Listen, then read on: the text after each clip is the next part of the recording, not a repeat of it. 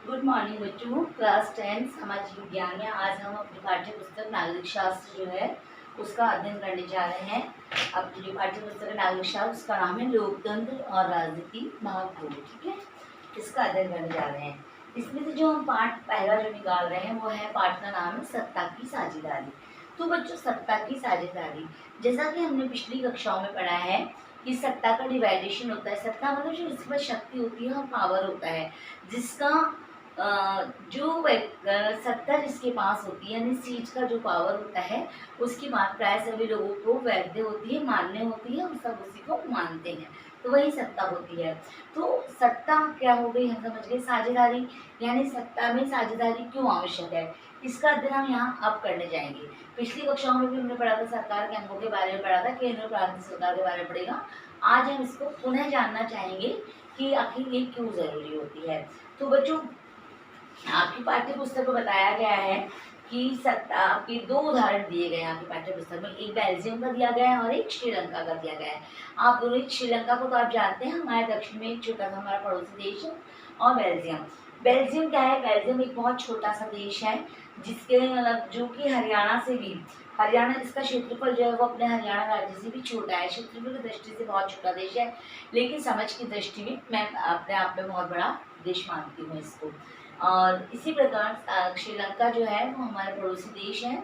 और यहाँ के दो उदाहरण देके आपको इस पाठ्य पुस्तक में समझाया गया है कि आखिर सत्ता की साझेदारी क्यों जरूरी होती है। अब देखो, जो बेल्जियम जो देश है, उसकी जो सीमाएं लगती है वो फ्रांस, नीदरलैंड, जर्मनी और लग्जमबर्ग से लगती है। फ्रांस, नीदरलैंड, जर्मनी से, इनसे सीमाएं लगती है। अब अलग अलग सीमाएं लगती है, तो उसमें क्या होता है, इसके बेल्जियम के अंदर कुछ लोग तो होते हैं जो डच भाषा बोलते हैं, और कुछ लोग होते हैं जो फ्रांसीसी भाषा बोलते हैं। अब जो फ्रांसीसी भाषा बोलते हैं वो संख्या की दृष्टि से तो कम है, लेकिन तुलना की दृष्टि में वो क्या है, समृद्ध है। और जो डच भाषा भाषी लोग हैं वो संख्या की दृष्टि से ज़्यादा है, परंतु उनमें तुलनात्मक गुणात्मकता कम है। तो वहाँ पर क्या समस्या आती, जातीय बनावट हो जाती है कि आखिर इन सभी वर्गों को कैसे संतुष्ट किया जाए। तो इसके लिए वहाँ पर एक विशेष समस्या आई, और उस समस्या का सामना उसने कैसे किया है बेल्जियम ने, वो इसमें बताया जाएगा। दूसरी जो श्रीलंका है, श्रीलंका में भी क्या है, श्रीलंका हमारा पड़ोसी देश है, और वहाँ पर भी जातीय बनावट है। वहाँ पर सिंगली, तमिल में भी दो भाग बढ़ जाते हैं जो भारत से गए हुए। अब आपको सवाल उठता है कि भारत से कौन गया, तो बेटा जब भारत गुलाम था उस समय भारत से जो गुलाम श्रीलंका में गए थे, वो वहाँ पर अलग टाइप की तमिल है। एक तो श्रीलंका के मूल की तमिल है, और दूसरे वो प्लस सिंगली, जो वहाँ के जो निवासी हैं वो कौन है, सिंगली है। तो उसमें से कोई तो धर्म मानता है तमिल धर्म को, और कोई मानता है बौद्ध धर्म को। तो वहाँ पे भी ये सवाल उठना स्वाभाविक हो गया था, और वहाँ पे सिंगलियों का और तमिलों का हमेशा से संघर्ष चलता रहा था। सिंगली जो बौद्ध धर्म मानते थे वो बहुसंख्या में थे, और जो तमिल थे वो अल्पसंख्यक थे। अब सवाल क्या उठता है कि अल्पसंख्यकों के साथ ऐसा क्या किया जाए कि उनको बेगानापन महसूस ना हो। तो दोनों ही देश की समस्या विपरीत है जातीय बनावट को लेकर, लेकिन दोनों ही देशों ने अपनी अपनी समस्याओं का समाधान कैसे निकाला, ये बात बताता है।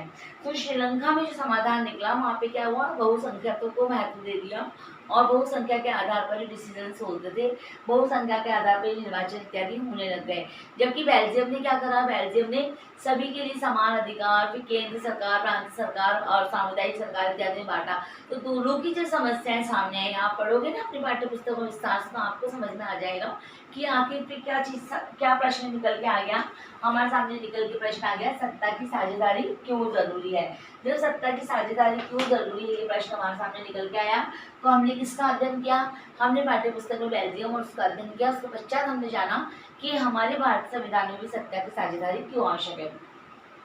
बच्चों, काफी समय से, प्राचीन काल से समझा जाता था कि सत्ता जैसे एक व्यक्ति के पास रहती है तो क्या होता है, डिसीजन पावर अच्छे हो जाते हैं और वो डिसीजन आसानी से ले लेता है।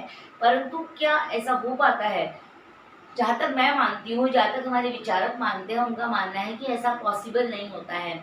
जब सत्ता किसी एक व्यक्ति के पास रह जाती है तो वो अपनी शक्ति का, अपने पावर का दुरुपयोग करने लग जाता है और निरंकुशतावाद को बढ़ावा देता है। परंतु धीरे धीरे क्या होता है, जब निरंकुशतावाद बढ़ती है तो उसका विद्रोह होता है और लोकतंत्र की परिणति होती है। यानी सत्ता का डिवाइडेशन क्यों जरूरी है, जब ये सवाल हमारे सामने आता है तो हमारे सामने क्या बात निकल के आती है कि सामाजिक समूहों के मध्य टकराव का अंदेशा कम हो जाता है। मतलब ये एक युक्तिपरक बात है कि एक देश है वहाँ पे, आप जैसे अपने सिंगली का, वो बेल्जियम का उनका उदाहरण लिया, या हम और छोटे पैमाने पे समझते हैं, हमारे देश में ही समझते हैं कि जो सामाजिक समूह होते हैं, एक देश में विभिन्न सामाजिक समूह होते हैं, लेकिन वहाँ पर अगर सत्ता का डिवाइडेशन किया जाता है तो उन समूहों में टकराव कम हो जाता है, क्योंकि प्रत्येक व्यक्ति के अपने अपने अधिकार सीमित दिए हुए होते हैं और प्रत्येक व्यक्ति अपनी स्वतंत्रता और समानता की रक्षा कर लेता है। और सत्ता का जो सत्ता है, सत्ता पर भी युक्तिपूर्ण कानूनों का क्योंकि लोकतंत्र है, सत्ता कहाँ से आती है? लोकतंत्र में से आई है। यानी जनता के पास वो पावर होता है कि जो उसके ऊपर शासन कर रहा है, शासक कर रहा है, वो उनका अत्याचार ना कर सके उन पर, और उन पर रोक लग सकती है। तो ये एक युक्तिपरक कारण है कि सामाजिक समूह जो अलग होते हैं, विभिन्न विभिन्न सामाजिक समूह एक देश में होते हैं, उनके मध्य जो टकराव होता है, टकराव स्वाभाविक है। यह हम भी जानते हैं, हिंदू, मुस्लिम, सिख, ईसाई और भी विभिन्न सामाजिक धर्म समूह हैं, उन आपस में टकराव हो जाता है। इसलिए सत्ता की साझेदारी आवश्यकता है। अगर सत्ता की साझेदारी होती है, टकराव की आवश्यकता कम हो जाती है।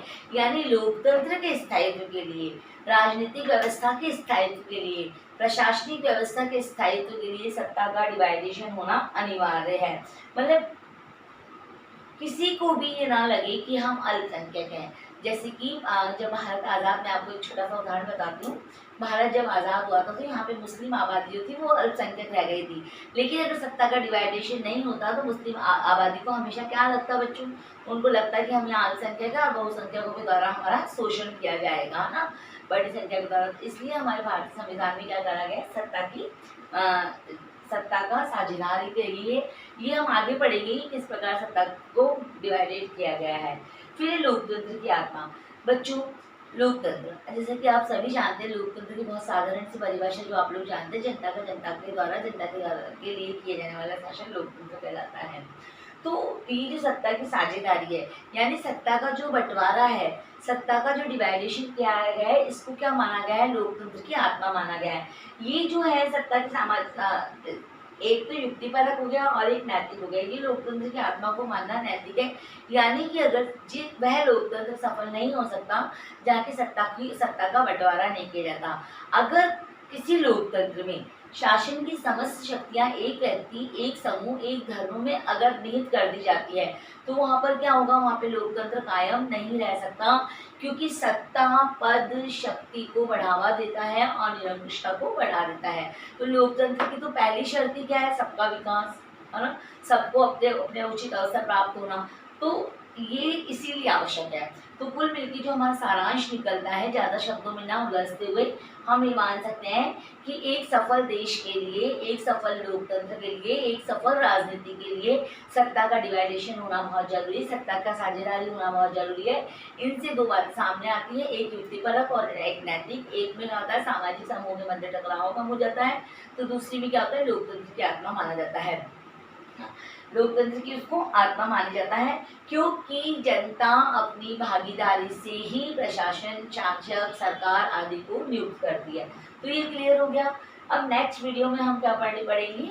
हम सत्ता की साझेदारी के रूप पढ़ेंगे, जिसमें सत्ता का क्षैतिज वितरण, सत्ता का ऊर्ध्वाधर वितरण, सत्ता का विविधतापूर्ण वितरण और सत्ता का समूहों में सत्ता का वितरण। तो बच्चों, आप ये नेक्स्ट टॉपिक पहले से पढ़कर आना, बहुत ईजी टॉपिक है और आपको तुरंत याद हो जाएगा।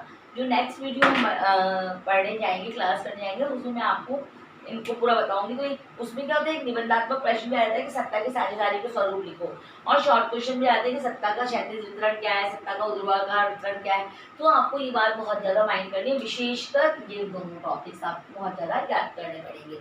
तो आप नेक्स्ट वीडियो में तैयारी करके आना। आज का ज़्यादा मैं समझती हूँ आपको समझ में आ ही गया होगा। एक बार वापस आप रिमाइंड कर लीजिए कि सत्ता की साझेदारी क्यों जरूरी है, सामाजिक समूह के मध्य बंटवारे को और लोकतंत्र को सफल बनाने के लिए सत्ता की साझेदारी आवश्यक है। Is that clear? Thank you बच्चों।